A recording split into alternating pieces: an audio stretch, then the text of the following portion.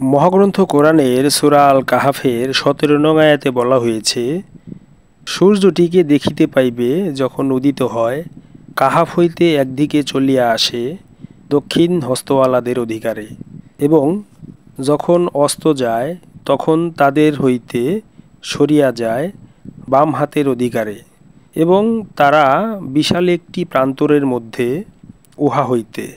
ইহা আল্লাহর একটি পরিচয় যে আল্লাহর হেদায়েতের ইচ্ছা করে তবে সেই হেদায়েত প্রাপ্ত হয়, এবং যে বিভ্রান্তকারী হয় তাহার জন্য অলি পর্যায়ের মুর্শিদ বা অভিভাবক পাইবে না। এখন আমরা স্পষ্টভাবে জানতে পারলাম সূরা আল কাহাফের ১৭ নং আয়াতেই বলা হয়েছে বিভ্রান্তকারীরা কখনোই অলি পর্যায়ের মুর্শিদ পাবে না। এবার আসুন সূরা আল কাহাফের এই ১৭ নং আয়াতটির বিস্তারিত ব্যাখ্যা তুলে ধরছি সদরুদ্দিন আহমদ চিশতি রহমাতুল্লাহ রচিত কোরআন দর্শন নামক তাফসির গ্রন্থ হতে। এখানে সূর্য নূরে মুহাম্মদীর একটি প্রতীক।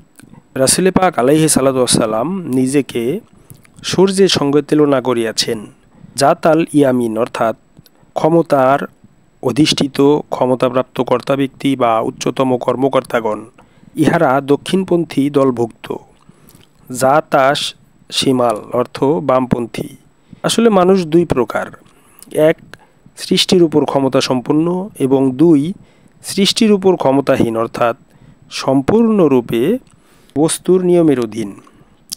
সেরেককারী সেরেক হইতে মুক্তির আশ্রয়ে আল কাহাফে প্রবেশ করিলে নূরে মুহাম্মদীর দর্শন লাভ করিবে, এবং আরও দেখতে পাবে যে এই মহান নূর কাহাফ হইতে একদিকে চলিয়া যায় অর্থাৎ কাহাফ হইতে উদ্গত হইয়া থাকে।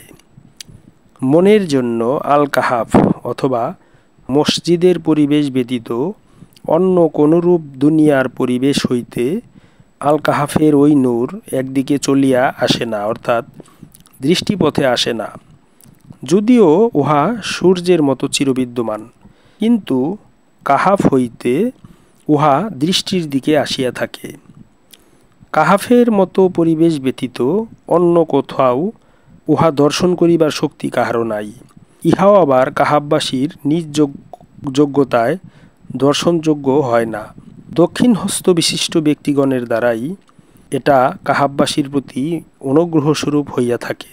কাহাফ জান্নাত লাভের প্রথম স্তর। এখানে নূরে মুহাম্মদীর দর্শন দেওয়া হইয়া থাকে। ওই নূর অস্ত যায় বাম দিকে অর্থাৎ যেইখানে দুর্বল হস্ত বিরাজ করে।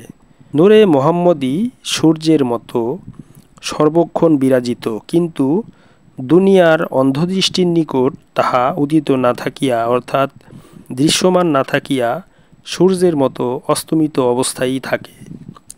এখানে দক্ষিণ হস্ত বা দক্ষিণপন্থীকে ক্ষমতার প্রতীকরূপে যেমন ব্যবহার করা হইয়াছে, সেই রূপভাবে বামহস্ত বা বামপন্থীদের ক্ষমতাহীনের প্রতীকরূপে ব্যবহার করা হইয়াছে। ইহা ভাষার এক প্রকার বিশিষ্ট প্রকাশভঙ্গি। কাহাফবাসীগণ বিশাল একটি প্রান্তরের মধ্যে বসবাস করিতেছিলেন। দুনিয়াবাসীর নিকট অসীম এই প্রান্তর। তাহাদের প্রয়োজন এবং চাহিদা মতো সুরম্য বিশাল একটি প্রান্তর সৃষ্টি হইয়াছে। পার্থিব ধারণায় কেহ হয়তো মনে করিতে পারে যে অতি কষ্টে অত্যন্ত সংকুচিতভাবে 7 জন লোক একটি গর্তে ঘুমাইয়াছিলেন, কিন্তু সেটা নয়। আসলে সেইখানে প্রয়োজন মতো আহার বিহারের উপযুক্ত একটি বিশাল প্রান্তর তাহাদের জন্য সৃষ্টি করিয়া দেওয়া হইয়াছিল, এবং সেইখানে তাহাদের আধ্যাত্মিক এবং দৈহিক উভয় প্রকার ভ্রমণ চলিতেছিল। প্রান্তর একটি নমুনা মাত্র। শুধু প্রান্তর কেন, যখন যাহা কিছু দরকার মনে হইয়াছিল সেটাই কাহাফ হইতে প্রয়োজন মতো তৈরি হইয়া আসিয়াছিল। অবশ্য প্রয়োজনের স্বরূপটিও দুনিয়ার মতো নহে, যেহেতু জৈবিক দেহের প্রকৃতিও তখন বদলাইয়া যায়। প্রান্তরটিকে এইখানে যেমন আল্লাহর একটি নিদর্শন বলা হইয়াছে, সেইরূপ নব নব অবস্থা আল্লাহ হইতে লাভ করিয়া সেই অবস্থা সমূহের মধ্যে অবস্থান করাকেই আল্লাহর নিদর্শনের মধ্যে অবস্থান করা বোঝায়। মহাগ্রন্থ কোরআন দর্শন মতে সৃষ্টির সকলই আল্লাহর আয়াত। এই বিশাল প্রান্তরটিও তাহারই সৃষ্টি, কিন্তু এই সৃষ্টি দুনিয়ায় নহে। যেমন জান্নাত আল্লাহর একটি আয়াত, কিন্তু তাহা দুনিয়ায় নহে। কাহাফে প্রবেশের পূর্বে কেহই আল্লাহর আয়াত বুঝিতে পারে না, অথবা ইচ্ছামতো একটি আয়াতও আনয়ন করিতে পারে না। যদিও কাফের ও মুমিন সকল মানুষই আল্লাহর আয়াতে এই অজ্ঞাতসারে ডুবিয়া থাকে, কিন্তু ইচ্ছামতো কোনো একটি অবস্থা সৃষ্টি করিয়া তাহাতে বাস করিতে পারে না। এই ক্ষমতা হস্তগত হয় বাকাবিল্লাহর স্তরে।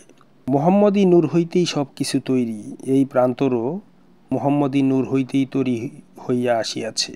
এই জন্য ইহাও আল্লাহর একটি আয়াত। আল্লাহর গুণাবলীর সঙ্গে মানুষের সমন্বয়ের সাহায্যে মানুষের মধ্যে সেই শক্তির সঞ্চার হয়।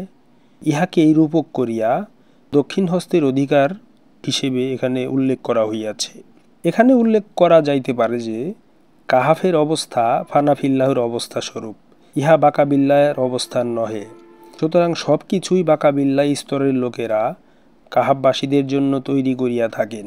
যিনি আল্লাহর হেদায়েতের ইচ্ছা করেন তিনি হেদায়েত লাভ করেন, এবং যে বিভ্রান্তির কাজ করে তাহার জন্য আল্লাহর অলি পর্যায়ের কোনো মুর্শেদ অর্থাৎ পথপ্রদর্শক পাঠানো হয় না। আল্লাহর হেদায়েত শুধু উপদেশ ও নির্দেশের সমষ্টি নয়, বরং প্রত্যক্ষভাবে চালাইয়া নেওয়া। এইরূপ না হইলে মানুষ রহস্যলোকে প্রবেশ করিতে পারে না। রহস্যলোকে প্রবেশ করিলে আধ্যাত্মিক জগতের নতুন নতুন পথ প্রদর্শন ও অবস্থান শুরু হয়। আমরা যাহাকে হেদায়েত বলি তাহা অনেক ক্ষেত্রে কাজ করিবার উপদেশ মাত্র। যখন মানুষ সেই উপদেশ মতো আমল আরম্ভ করে, তখন হইতে আল্লাহর উচ্চতম পরিষদ তাহার দিকে তাকাইয়া থাকেন। যখন দেখেন দুনিয়া তাহার বাসনার বাহিরে ছুটিয়া গিয়াছে, তখন তিনি তাহার কোনো প্রতিনিধি দ্বারা প্রত্যক্ষভাবে এলহাম সহকারে পথের নির্দেশ দান করেন। তাহা এই পারের লোক দ্বারাই হোক বা ওই পারের লোক দ্বারাই হোক।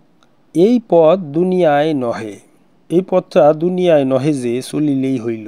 এই পথ পদে পদে মানবীয় ভাবকে ছাড়িয়া চলিবার পথ। চলিতে হইবে, অথচ আমি চলিব না, এইরূপ চলা কি সহজ না সাধারণ? আল্লাহর অলি পর্যায়ের মুর্শিদ রূপে কেহ চালাইয়া না নিলে আসলে কারো পক্ষেই সেই পথে চলা সম্ভব নয়। কোরআনে উল্লিখিত আল্লাহর হেদায়েতের ইহাই প্রধান রূপ। আমরা যাহাকে হেদায়েত মনে করি, কোরআনে উল্লিখিত আল্লাহর হেদায়েত তাহা হইতে অনেক গভীর ও প্রত্যক্ষ। সুতরাং প্রকৃত অর্থে মহাগ্রন্থ কোরআন দর্শন মতে যাহারা সত্য পথে চলার জন্য আগ্রহী হয়, আল্লাহ নিজেই তাদের জন্য অলি পর্যায়ের কামেল মুর্শিদ দান করেন এবং তাদেরকে ওই অলি পর্যায়ের কামেল মুর্শিদই সত্যের পথে চালিয়ে নেন। আর যারা বিভ্রান্তকারী তাদের জন্য আল্লাহ অলি পর্যায়ের কামেল মুর্শিদ দান করেন না। আর এই কারণে এই বিভ্রান্তকারীগণ তাদের নফসের তাড়না অনুসারে জীবন পথে চালিত হয়। ইহাই মহাগ্রন্থ কোরআনের প্রকৃত দর্শন। সুতরাং সুস্পষ্টভাবেই কোরআনে উল্লিখিত হইয়াছে, যারা বিষয়মোহে আবদ্ধ হয়ে নিজের নফসকে চিরবিভ্রান্তির পথে চালিত করে তারা কখনোই অলি পর্যায়ের কামেল মুর্শিদ পায় না। ইহা কোরআনেরই ঘোষণা। এখন এই কথাকে যারা অস্বীকার করে তারা যত ইবাদত উপাসনাই করুক, তাদের পক্ষে কোনো কালেই বেঁচতে যাওয়া সম্ভব নয়।